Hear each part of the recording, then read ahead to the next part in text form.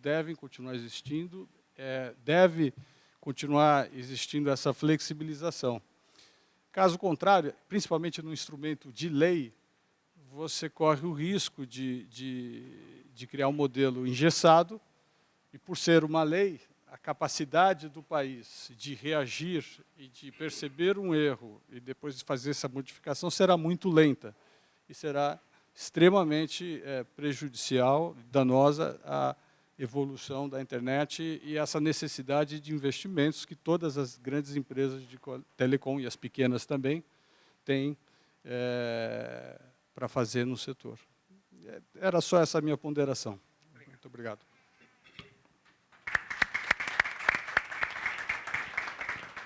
Bom, agradeço ao André Miller Borges pela presença e pela contribuição, pelas observações. Passo rapidamente ao Carlos Afonso, do Comitê Gestor da Internet no Brasil, e assim nós vamos ganhando tempo para ainda permitir algumas perguntas ao final, se tudo der certo. Quero agradecer muito a presença do Carlos Afonso e, desde já, a sua contribuição. Muito obrigado, deputado.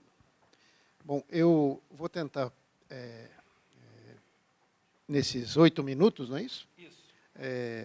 Pincelar rapidamente a situação internacional, o contexto internacional de governança e como ele pode se relacionar com o que nós estamos tentando construir no Brasil, desde 2009, que nós estamos trabalhando nisso, com a construção dos 10 princípios do Comitê Gestor e o começo da discussão do Marco Civil, né? E a importância efetiva de se ter isso aprovado, e urgentemente, eu diria, aprovado. Eu queria mencionar, para conversar sobre o assunto, 2 artigos que um dos pioneiros da internet, o Vint Cerf, publicou no New York Times recentemente. O primeiro dizendo que acesso não é um direito, batendo de frente com a nossa formulação do Marco Civil, em que um dos pilares da construção do nosso Marco Civil é o direito de acesso. E ignorando que, conforme a sociedade avança, conforme avançam os modelos econômicos ou os mecanismos de economia e sociedade que nós temos em função das inovações, novos direitos vão sendo incorporados. É um processo de incorporação de direitos que precisa ser levado em conta, tal como o direito de ter acesso a uma estrada, o direito agora de ter acesso à internet. Então, não dá para discutir muito o artigo do Vint Cerf, que tentou provar que acesso não é direito, porque não conseguiu muita coisa, eu acho, na minha opinião. Mas o segundo artigo é um pouco mais grave, porque retoma uma discussão que nós tivemos entre 2006 e 2007, entre o primeiro e segundo Fórum Mundial da ONU de Governança da Internet. O primeiro foi realizado em Atenas, o segundo foi realizado no Rio de Janeiro. E entre o primeiro e o segundo, nós, junto com o governo brasileiro e com uma série de entidades nacionais e internacionais, pressionamos pela inclusão de um componente da governança mundial da internet, que é a chamada camada lógica, que são os nomes, os números, os protocolos que fazem a internet, as máquinas da internet se interconectar. E havia uma grande resistência por parte dos Estados Unidos e aliados, lobbies aliados ao governo americano, de não colocar esse assunto em discussão, porque colocava em risco, justamente, toda a estrutura montada em torno de um organismo dos Estados Unidos, a ICANN, né, que trabalha por contrato com o governo dos Estados Unidos na coordenação da distribuição de nomes e números mundialmente. Essa discussão foi muito dura e, finalmente, o próprio Vint Cerf veio dizer para os seus pares que, olha, na verdade, nós não temos que ter medo de discutir isso. O nosso sistema é correto. A nossa ICANN funciona direitinho. Nós não temos mais que ter medo disso. Então, vários organismos que lutavam furiosamente contra isso, né, contra a introdução desse tema na discussão do Fórum Mundial de Governança, recuaram porque o Vint disse, né? E, basicamente, foi isso, infelizmente, né? E passaram a defender o discurso de que a gente poderia, sim, discutir isso. Agora, volta o Vint a dizer, coloca o elefante, a gente diz o bode na sala, os americanos dizem o elefante na sala. Coloca o bode na sala de novo. Qual é o bode que foi naquela época? Se nós formos discutir isso em uma reunião da ONU, nós vamos estar jogando toda a governança da internet nas mãos da UIT, a União Internacional de Telecomunicação, e que é uma agência multilateral, que tem 193 governos participando e a maioria dos quais não é democrática, e etc, etc, etc. Bom, 20 traz de novo isso no artigo do New York Times, traz o elefante na sala de novo, dizendo que estamos de novo em risco da ITU tomar tudo. Então, o que está acontecendo no cenário mundial é uma visão binária de que ou se mantém tudo tal como está e não há resolução para o problema mundial da governança da internet, que existe, nós sabemos que existe, ou o outro polo, ou o sinal de menos, que é entregar tudo para a ITU.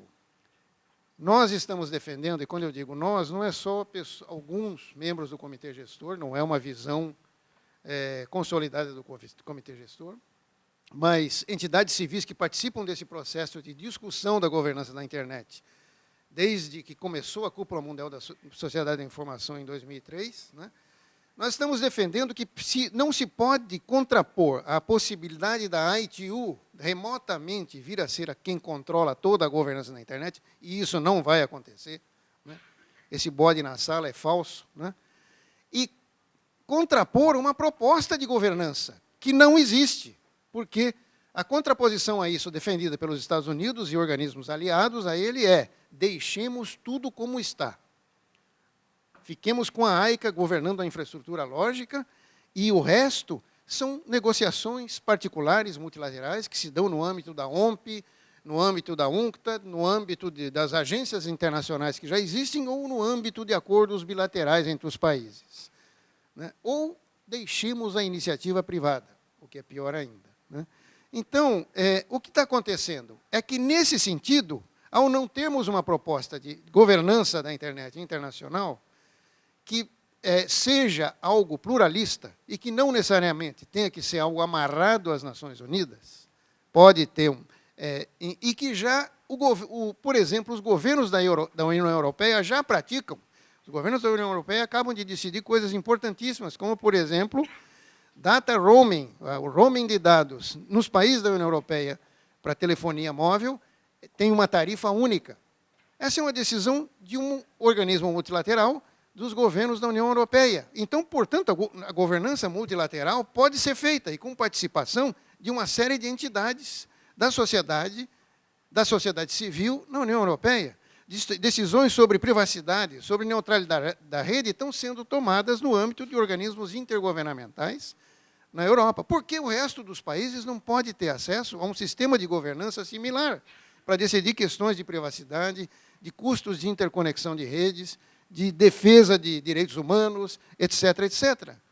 Então, eu acho importante que a gente leve em conta o seguinte, para concluir, que esse processo de governança mundial da internet está sendo discutido de maneira muito intensa, especialmente este ano, porque a UIT está reformulando uma coisa que não fazia desde 1989, os International Telecommunication Regulations, perdão, que é uma coisa fundamental sobre uma espécie de LGT mundial, Lei Geral de Telecomunicações Mundial, e nós não temos propostas alternativas sendo defendidas sobre um sistema de governança de todos os temas de governança da internet, que não é só infraestrutura lógica, não é só interconexão, etc., mas é muito mais que isso, né? O próprio IGF elenca mais de 12 ou 13 temas fundamentais da governança, envolvendo direitos, etc., e, por isso, o mais urgente ainda se torna nós termos o Marco Civil aprovado, porque nós já teremos a nossa referência para nos contrapor ou defender ou concordar com qualquer proposta internacional de governança que venha a ocorrer, e, inclusive, defender os nossos princípios ativamente nesses fóruns internacionais. Então, é isso que eu queria, mais ou menos, ligar com o que está acontecendo, que é uma situação delicada, que nós podemos, de repente, ter uma situação de uma decisão de governos, né, que nos pressione a fazer coisas aqui dentro que nós não queremos fazer. E, por isso, eu acho mais urgente ainda ter o Marco Civil aprovado. Obrigado.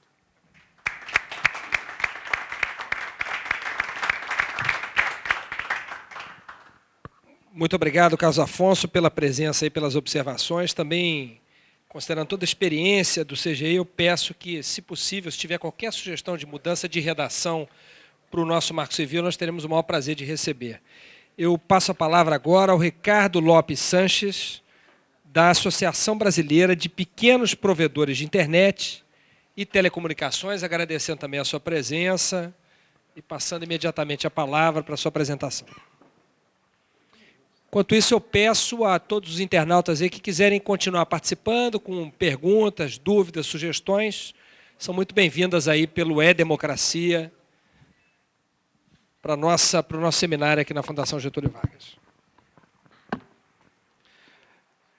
Eu cumpri exatamente a agenda que o Pedro Paranaguá, assessor lá do consultor da casa, nos passou. Ele passou um texto dizendo que a gente tinha que ser o mais objetivo possível e se deter bem ao texto legal.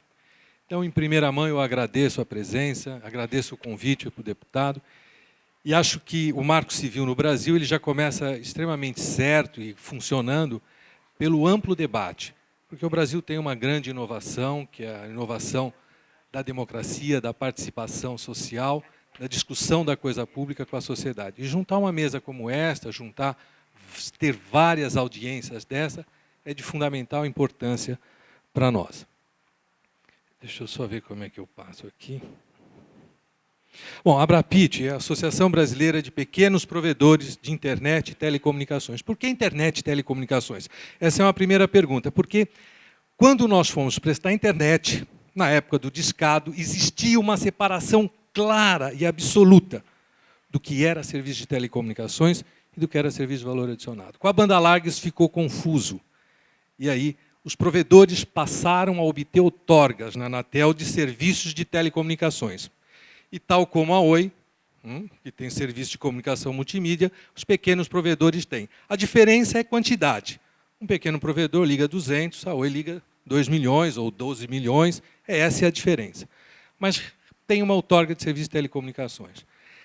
Então, o que eu fiz nessa agenda?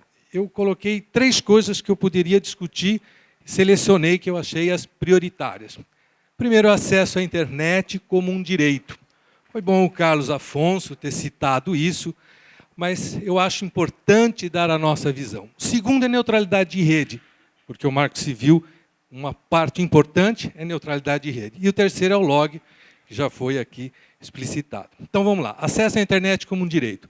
Os 3 artigos que eu selecionei, o 4, o 7 e o 8º, ele diz que internet, né, o direito de acesso à internet, todos os cidadãos, que o acesso à internet é essencial ao exercício da cidadania. Eu acho. E diz também que o direito de acesso à internet no artigo 8. Quer dizer, para mim, o texto legal, acesso à internet é um direito. Bom, eu não acredito que seja essencial o acesso à internet para o exercício da cidadania. Acho que é importante e fundamental, mas essencial não. Os maiores feitos democráticos do nosso país não tiveram internet. Eu citei alguns aqui. Direta Jazz, a redemocratização, os caras pintadas, não tinha internet. Outros grandes feitos tiveram. Eu acho que um direito do cidadão é saúde, é educação, é segurança pública. Estes, sim, são direitos fundamentais. Por que eu digo isso? Porque o assunto de tornar a internet como um direito fundamental, ele vem desde 2008, né, que nós discutimos na Anatel o PGO, e aí no PGO era transformar a banda larga num serviço público. Ou, no caso da conferência de 2009, que tornar a internet um direito fundamental, porque acessa aos direitos fundamentais nesse aspecto. O que eu coloco? Tornar a internet um direito, um acesso a um direito, é mais um ônus para o Estado e vai concorrer com os outros direitos fundamentais.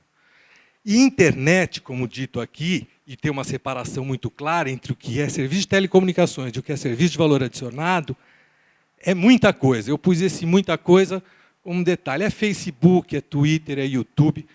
Falaram aqui, tem informação de educação, mas também tem foto de pessoas nuas, também tem como montar bomba, também tem uma série de coisas na internet.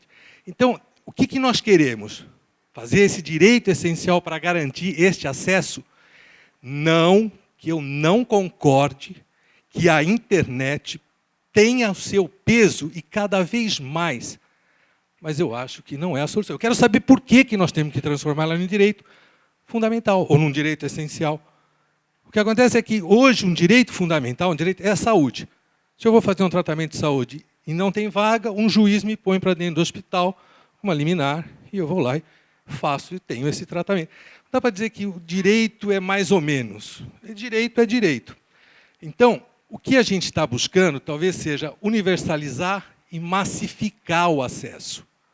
Bom, se eu vou fazer universalização e massificação do acesso, eu não acho que é transformando ele num direito fundamental que eu vou conseguir isso. E aí, a gente tem que considerar o que nós passamos. Tá? O que nós passamos, eu vou dar o exemplo em telecomunicações. o Sistema Telefônico Fixo Comutado, o STFC, ele subiu, acho que uma média de 700% da privatização, enquanto o salário mínimo subiu 92%. Nós saímos de uma tarifa, né, de R$ 6,00 e estamos com 42. O serviço móvel, pessoal, ele tem uma penetração muito maior que o serviço fixo. E o serviço fixo é universalizado. É universalizável.